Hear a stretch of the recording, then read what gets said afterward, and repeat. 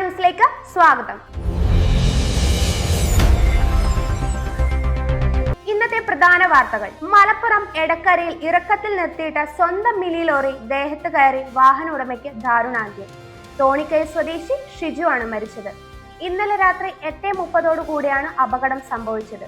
വീടിന് തൊട്ടടുത്ത സ്ഥലത്ത് വണ്ടി നിർത്തിയിട്ട് സാധനങ്ങളുമായി വീട്ടിലേക്ക് പോകുന്ന നേരത്ത് വണ്ടി ഉരുണ്ടുവന്ന് തട്ടുകയായിരുന്നു. അപ്പോൾ തന്നെ റോഡിലേക്ക് വീണ ഷിജുവിന്റെ ദേഹത്തിലൂടെ വണ്ടി കയറി ഇറങ്ങുകയായിരുന്നു. സംഭവ സ്ഥലത്ത് തന്നെ മരിച്ചിരുന്നു. 48 വയസ്സായിരുന്നു.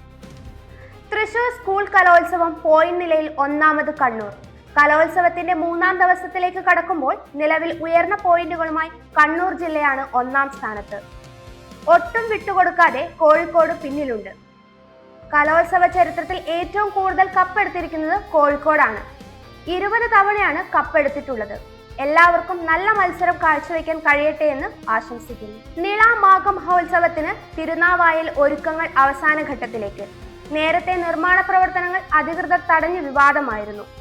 മഹോത്സവമായി മണപ്പുറത്തും പുഴയിലെയും താൽക്കാലിക നിർമ്മാണ പ്രവർത്തനങ്ങൾക്ക് മലപ്പുറം ജില്ലാ കളക്ടർ ഇന്നലെയാണ് മാർഗനിർദ്ദേശം നൽകിയത്. മറ്റന്നാൾ മുതലാണ് നിള മാഘ മഹോത്സവം. ഇറാനിൽ ആഭ്യന്തര സംഘർഷത്തിൽ കുടുങ്ങിയ ഇന്ത്യക്കാരെ ഒഴിപ്പിക്കാൻ നടപടി തുടങ്ങി. സംഘർഷം രൂക്ഷമായ സാഹചര്യത്തിൽ അവിടെയുള്ള ഇന്ത്യൻ പൗരന്മാരിൽ തിരികെ വരാൻ ആഗ്രഹമുള്ളവരെ സുരക്ഷിതമായി നാട്ടിലെത്തിക്കാനുള്ള നടപടികൾ വിദേശകാര്യ മന്ത്രാലയം ആരംഭിച്ചു.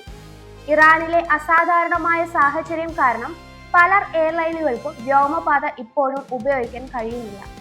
എംബസിയിൽ രജിസ്റ്റർ ചെയ്തിട്ടുള്ളവരോട് രേഖകളുമായി തയ്യാറായിരിക്കാൻ നിർദ്ദേശം നൽകിയിട്ടുണ്ട്.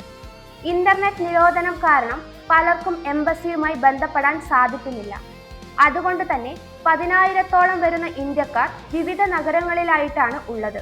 ഇവരെ ഒരുമിപ്പിക്കുക എന്നുള്ളതാണ് ഒഴിപ്പിക്കലിൽ നേരിടുന്ന പ്രധാന വെല്ലുവിളി. ഇറാൻ സുരക്ഷാ സേനയുടെ സഹായത്തോടെ മാത്രമാണ് പൗരന്മാരെ സുരക്ഷിതമായി വിമാനത്താവളത്തിലേക്ക് എത്താൻ കഴിയുകയുള്ളൂ. ആദ്യഘട്ടത്തിൽ വിദ്യാർത്ഥികളെയായിരിക്കും നാട്ടിലെത്തിക്കുക. ഉത്തരേന്ത്യയിൽ കനത്ത മൂടൽമഞ്ഞ്, ജനജീവിതം ദുസ്സഹമാവുന്നു. ഉത്തരേന്ത്യയിൽ കനത്ത മൂടൽമഞ്ഞും അതിശൈത്യവും തുടരുന്ന സാഹചര്യത്തിൽ വിമാന ട്രെയിൻ ഗതാഗതം തടസ്സപ്പെട്ടു. ഡൽഹിയിൽ കുറഞ്ഞ താപനില 2.9 ഡിഗ്രി സെൽഷ്യസ് രേഖപ്പെടുത്തിയതോടെ കാലാവസ്ഥാ വകുപ്പ് യെല്ലോ അലർട്ട് പ്രഖ്യാപിച്ചു. പഞ്ചാബ്, അമൃത്സർ, ആദംപൂർ, ചണ്ഡീഗഡ്, പത്താൻകോട്ട്, ഉത്തർപ്രദേശിലെ ഹിന്ദൻ, സോഹ്രാപൂർ എന്നിവിടങ്ങളിൽ ദൃശ്യപരിധി 0 കുറഞ്ഞു എന്ന് കാലാവസ്ഥാ വകുപ്പ് അറിയിച്ചു. ഇതുപോലുള്ള ന്യൂസ് അപ്ഡേറ്റുകൾക്കായി വിപ്ര ന്യൂസ് സബ്സ്ക്രൈബ് ചെയ്യുക.